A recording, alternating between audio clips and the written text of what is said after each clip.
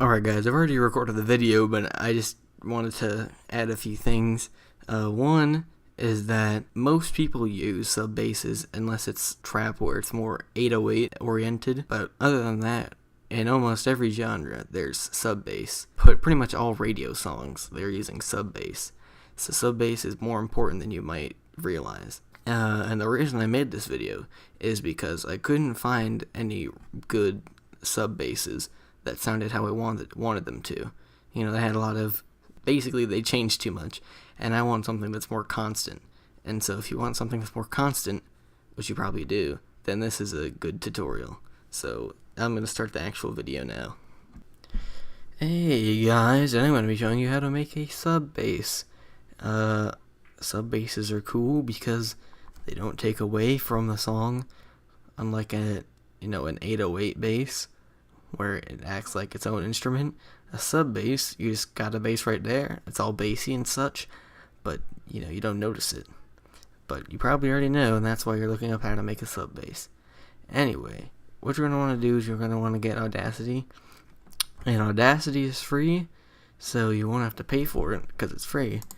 And then once you have it, you're just going to want to generate a tone, make it square, and all this stuff doesn't really matter, and you just let it generate, and now you've generated a bit of a tone, but that tone is not a sub bass, so we need to make it a sub bass. You're going to want to change your pitch to something like this, but we have a lot of buzzing in there, so to get rid of the buzzing, you're going to want to go into bass and treble, and don't really mess with the bass too much. Just keep the bass at basically 0, but really just get rid of the treble. And now you have like this. And just do that a few times.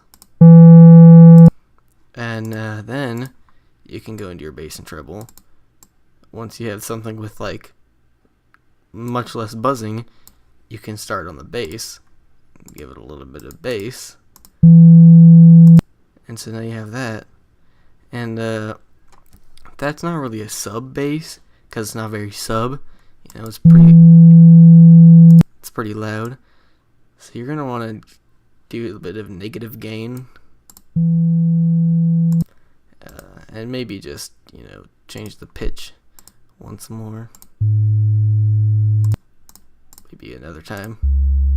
There we go. And now you have yourself a pretty nice sub bass.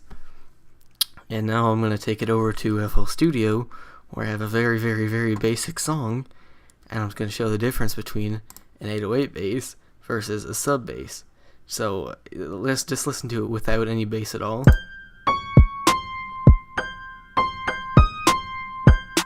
So it sounds alright, but it just sounds a little bit boring and a little bit plain, and you can hear all the individual instruments, and it's just a little bit weird. So now if you want bass, you can give yourself an 808, but in some situations you might not want to do that because right now I have piano with just a little bit of drums, and maybe I want my thing to just be piano based, but once I have the 808, the 808 is so potent that it kind of takes away from the other instruments and just turns it into like kind of a different song. So instead we can just use a sub bass,